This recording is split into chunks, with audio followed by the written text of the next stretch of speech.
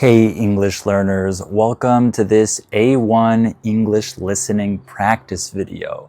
I hope you're doing well. Today I'm going to talk about traveling with kids, traveling with children. This is something that is on my mind because I just recently traveled to Europe, first to Greece, and then 2 days in Paris with my family, my wife, and my 2 children. And my kids are very young. My son is still 4 years old.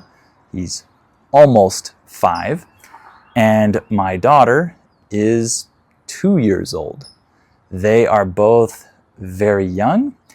And many people decide not to travel a lot when they have young children because it can be complicated.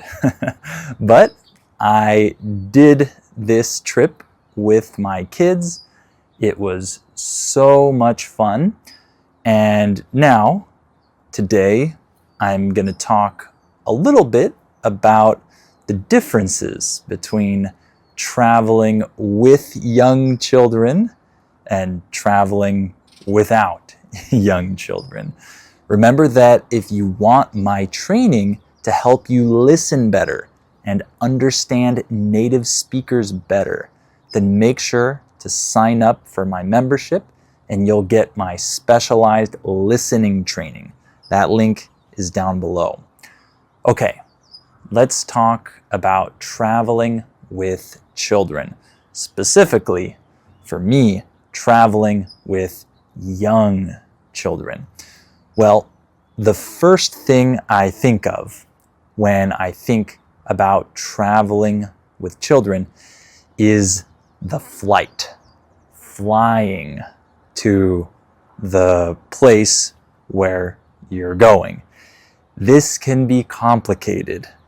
Thankfully, the planes that we were on had entertainment, meaning they had screens to watch things. When you have this, it's a very big help because children can watch movies and TV shows for hours on the plane using these screens. That's what my children did. That's one of the things that they did. So this really helped. But also, they slept on the plane.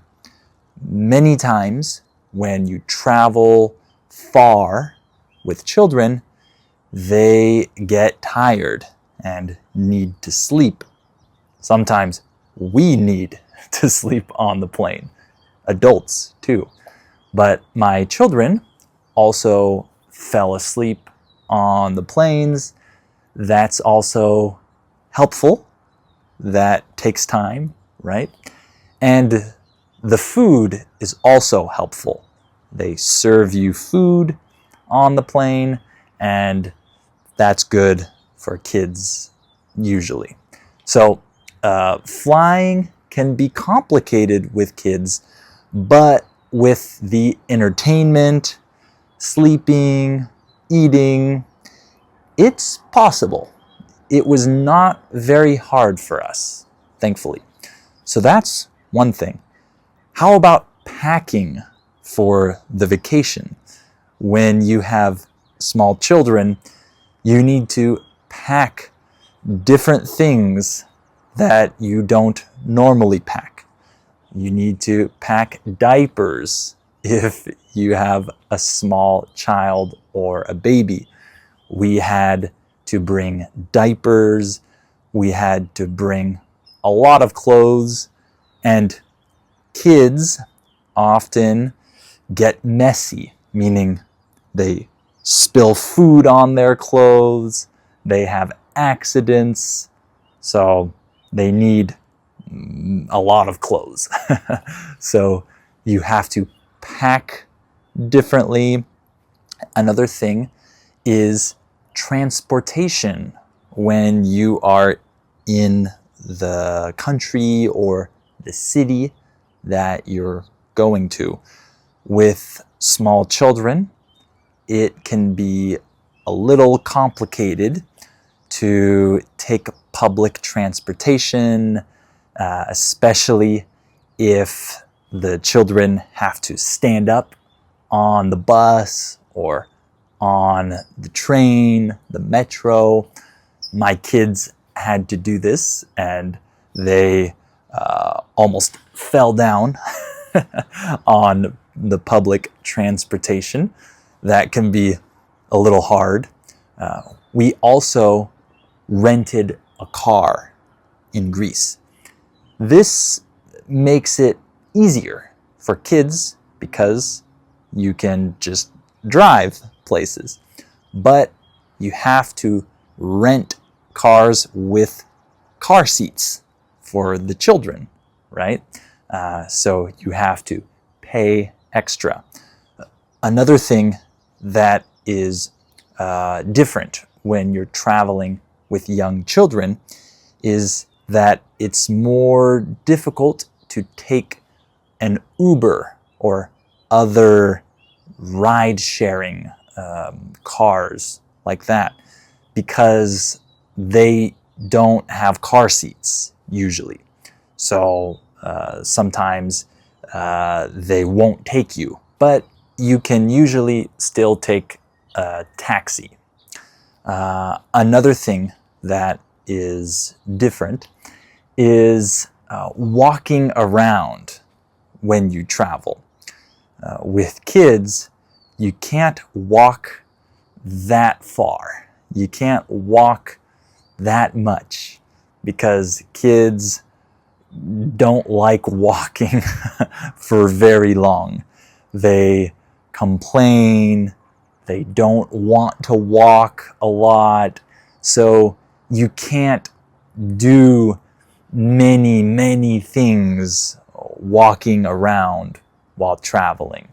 You have limits when you're traveling with young children. My kids walked a lot in Greece and in Paris, but my daughter gets tired easily. So we had to carry her while we walked. My son walked a lot, but he also got tired too.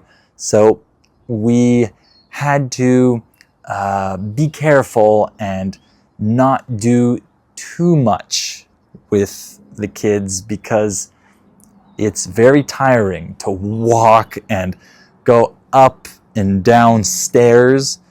In Greece, there are many stairs to go up and down. So that can be hard with kids. That's a little bit different.